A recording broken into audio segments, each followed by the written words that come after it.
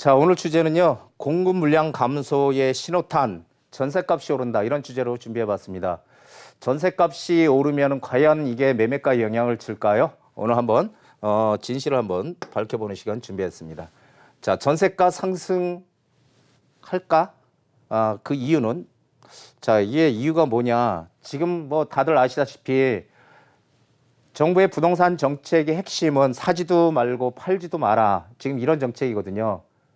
이거 지금 정책의 이 후유증으로 인해서 전세가가 지금 상승할 것이다 이런 얘기들 많이 하는데 전세가 상승하는 이유는 이 네 가지 이유입니다. 임대사업자 등록을 해라. 정부에서 강하게 임대사업자에 대한 혜택을 줘가면서 임대사업자 등록을 권유했죠. 자, 그래서 했어요. 하다 보니까 이게 최하 4년 그리고 8년 이렇게 가지고 있어야 되잖아요. 그 전에는 시장에 매물이 나올 수가 없죠. 그래서 이 전세 물건이 임대사업자 등록하면서 이 많이 시장이 사라졌다. 그리고 또 하나는 재개발, 재건축, 특히 서울의 가장 큰 화두가 재개발, 재건축이거든요. 재개발, 재건축에서 서울의 전체 공급 물량의 80%가 나온다. 그렇다면은 이 재개발, 재건축 규제를 하게 되면 어떻게 돼요? 공급 물량이 없어진다는 거죠. 앞으로 점점 더 공급 물량을 줄어들 것이다. 또 하나는 양도세가 중과가 돼서 막상 내가 어느 정도 이익이 나서 팔고 싶은데 양도세가 너무 많이 나온다는 것입니다. 그렇다면은 굳이 양도세를 엄청 많이 내고 과연 내가 매매를 할 필요가 있겠느냐, 매도를 할 필요 있겠느냐라는 게 생각이고요.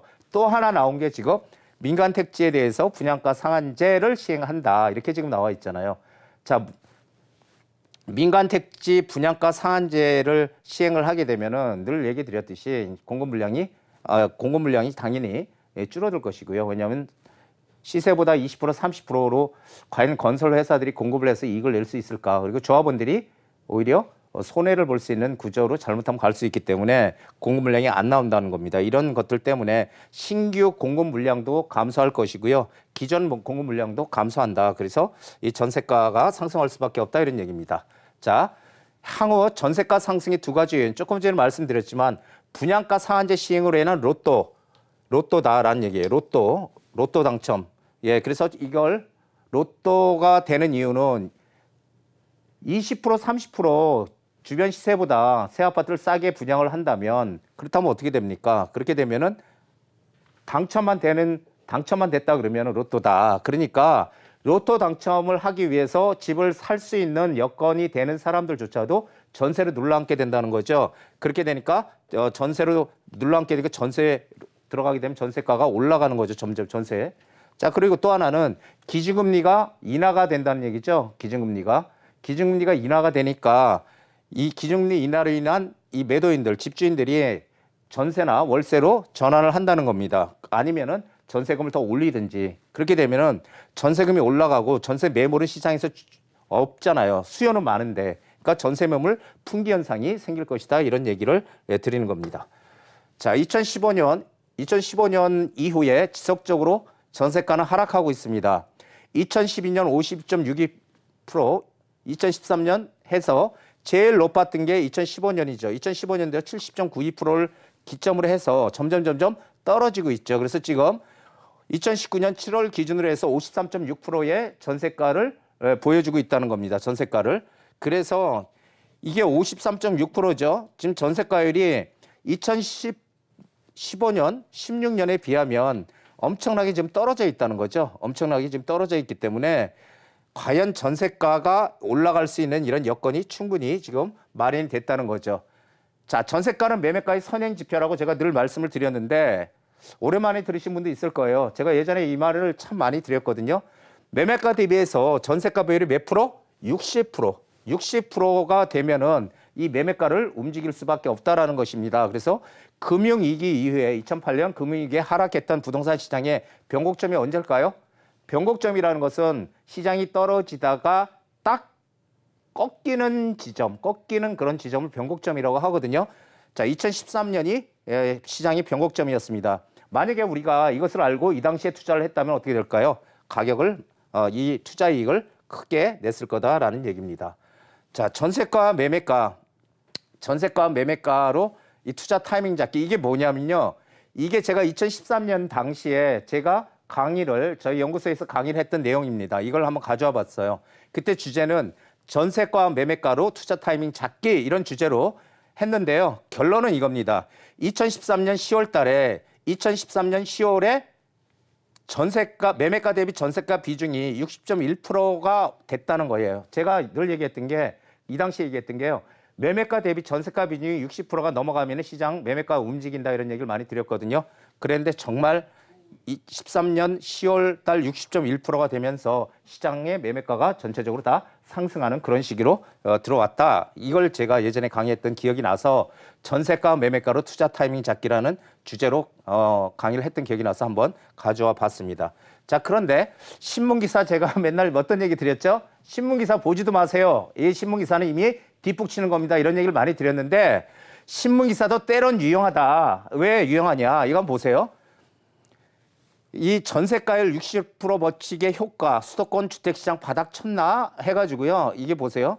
수도권 주택 매수세는 수도권 아파트 전세가율이 60%를 넘어선 지난해 9월 이후 살아나고 있다. 자, 이런 기사가 나오고 있습니다. 이게 아마 제가 알기로는 헤럴드 경제에 나왔던 기사 같은데 만약에 이 신문 기사를 믿고 우리가 뭔가 투자를 해보려고 했으면 이걸 크게 냈을 거예요. 그렇죠? 자, 우리가 보면요. 2013년부터 전세가가 60%가 넘어서 이제 슬슬 부동산 매매가가 오르기 시작했다. 그래서 전세값 상승세가 지속되자 집을 사려고 나서는 사람들이 이제 막 늘어나기 시작했다. 이때만 샀어도 어떻게 됐을까요? 이때만 샀어도 많이 올랐겠죠? 자, 그래서 신문기사도 때로는 유용할 때가 있다라는 얘기입니다.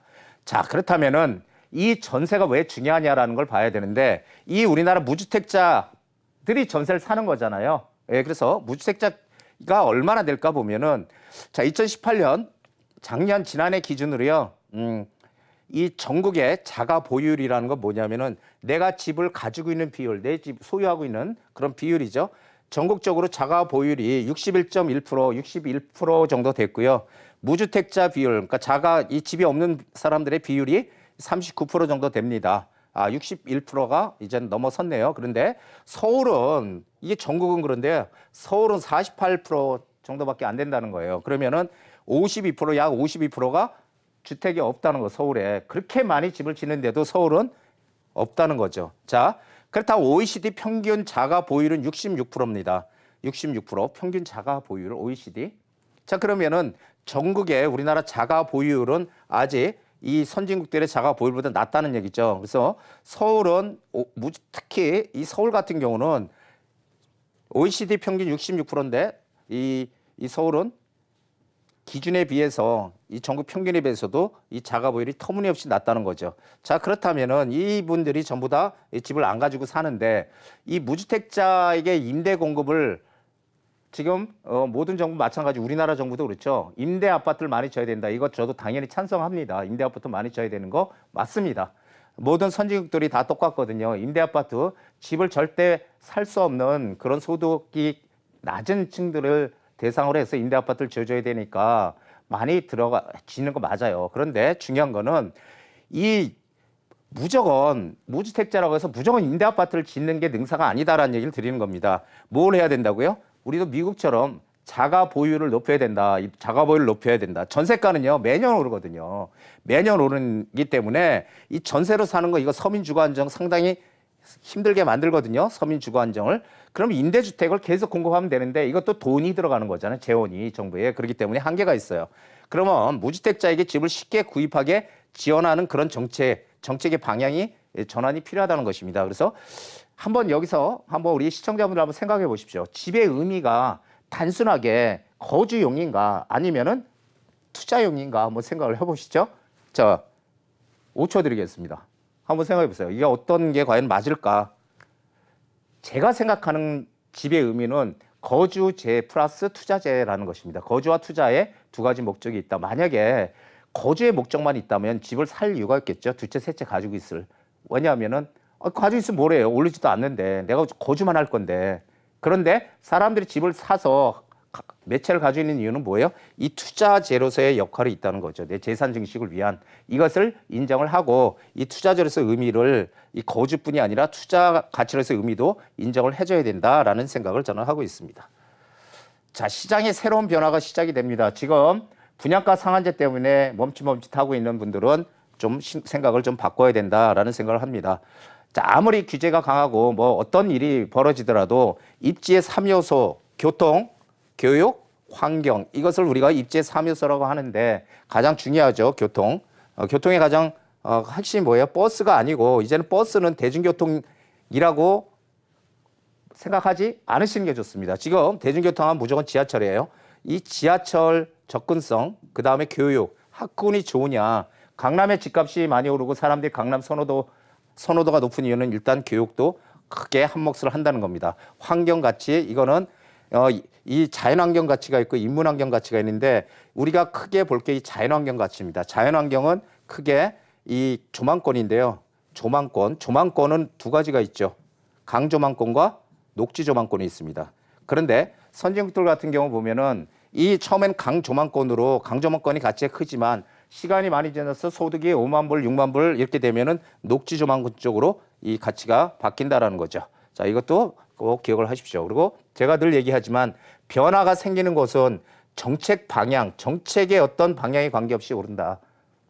너무도 당연한 것입니다. 우리 집에 교통이 불편한데 거기에 어떤 GTX가 들어온다. 옛날 만약에 예를 들어서 그럼 우리가 역세권이 돼. GTX가 들어오면 이거는 어마어마한 호재거든요.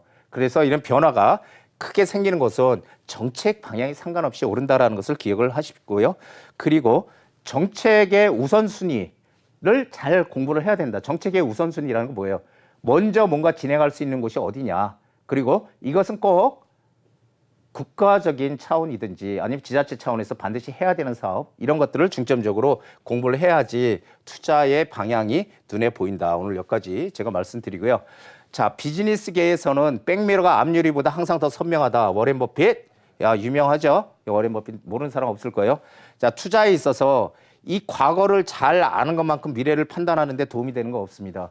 지금 우리 모든 역사, 부동산의 역사, 뭐 경제도 마찬가지고 역사는 과거의 역사가 앞으로의 우리 현재와 미래를 결정해 주기 때문에 과거의 어떤 상황들을 현재와 잘 비춰보면 미래가 보인다. 그래서 항상 우리는 재테크로서 내 재산을 불려나가기 위해서는 항상 공부하고 노력하는 그런 자세가 있어야 된다. 이렇게 정리를 하겠습니다. 오늘 여기까지입니다.